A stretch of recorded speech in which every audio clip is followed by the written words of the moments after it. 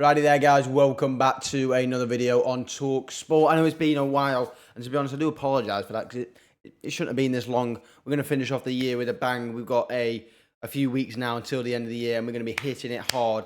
All the sports that are available and that we like to cover, we're going to be covering. The United shorts are going to be back. There's going to be more boxing than ever. There's going to be a short after the boxing that is being recorded tonight. And as the video goes up tonight, obviously Chris Billam-Smith is fighting Masternet on the boxer card, so we'll be doing a review on that. Actually, yeah, we'll probably do a short straight after the fight, and then I'll break it down probably tomorrow. We're going to be all action. We're going to be active. That's what we're going to be doing. We're going to be active. And before we get into the fights that took place last night, I just want to say there is two big fights, matchroom fights that are taking place to end off the year. There is next weekend we have got Sonny Edwards versus Bam Rodriguez, and then the week after that we've got AJ Wallin versus Wilder and Parker. We're going to be doing a live stream for both of those. Obviously the Sonny Edwards one and Bam will be about 4 o'clock in the morning UK time, and then I think for the December 23rd card we have got normal UK time, so it'll be about probably start about 8 o'clock, watch all the fights. It's a great card. We might even start even earlier because the card is absolutely stacked. But I'm just telling you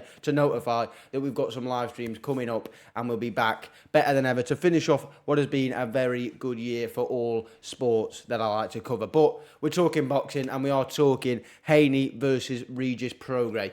I mean, on paper, it was a great matchup, but stylistically, it was an easy fight for Devin Haney. I'm going to get straight into it. No messing, no waffling.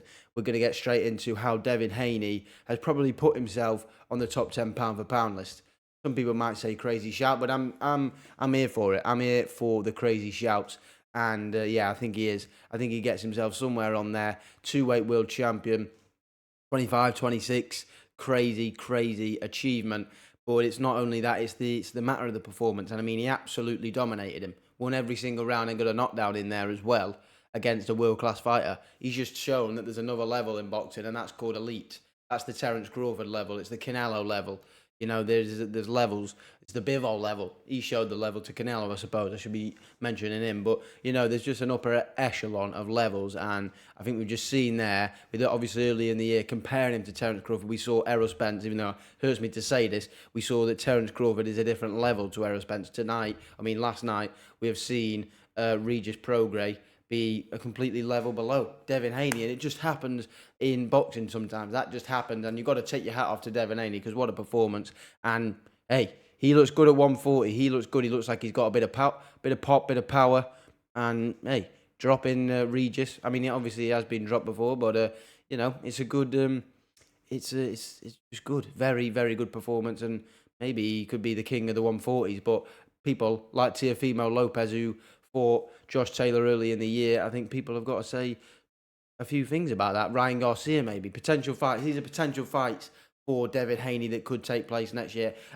In a way, I can see maybe Ryan Garcia fighting in about March because he's been calling for around that time against Rolly Romero, picking up that world title. And then later in the year, Devin Haney, Ryan Garcia, unification at 140. Boom. Pay-per-view, sales, money made, and a good fight as well, obviously being 3-3 with each other in the amateurs. Very nice. But then you've got Teofimo.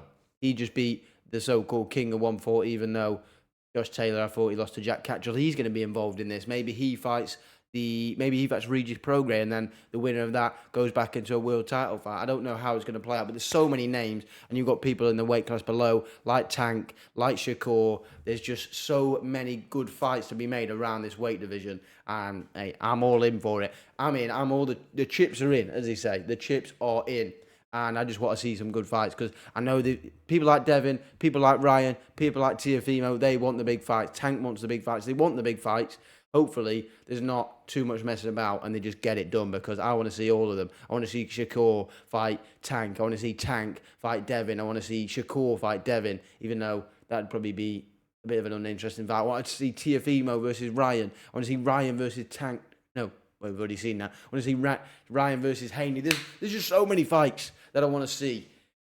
Hopefully we get them next year. Maybe not all of them, but at least some of them. And yeah, I'm all here for it. What a performance, Devin Haney.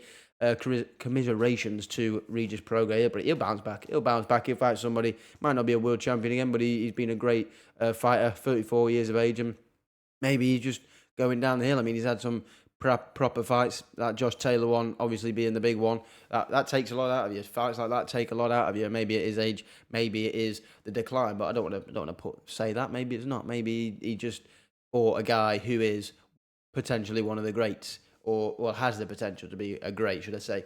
But there was also a fight on Sky Sports. I think it was a Sky Sports and Top Rank do. Rosie Ramirez fought, and he lost on a majority decision. Crazy, got dropped. Also dropped his fighter, and yeah, I've seen the highlights, not watched the full fight, but tell you what, it would look like a bit of a barnstormer, and I wouldn't mind seeing that one run it back because I like that Rosie Ramirez. I've seen him a few times, and he looks very, very good. So to beat him, fair play. Obviously, he did lose on his debut, but he's not looked back since then until last night, where he got beat, didn't he? He got beat, dropped in the 12th, and lost on a majority decision. So fair play to his opponent, I suppose. Xander Zayas also fought on that card as well. Very, very good potential there. Very good fighter. I think he'll go all the way to the top. I really, really do. I think he's just got that X factor about him, and I wouldn't be surprised if he's a world champion in the next few years because he is something very, very special, and I think he could be a bit of a player in his division as well. But it's a short one. It's a short and sweet one. We're wrapping it up. I don't want to mess around here. We don't want to waffle about things we don't have to waffle on about. There'll be a fight tonight. I'll be doing a short after the fight, and then I'll do a breakdown, like I said earlier on in the video, tomorrow. So watch out for that. Streams will be back the next 2 weekends. Watch out because we will be doing live streams on them. Thanks for watching. Hope you enjoyed. Sutty.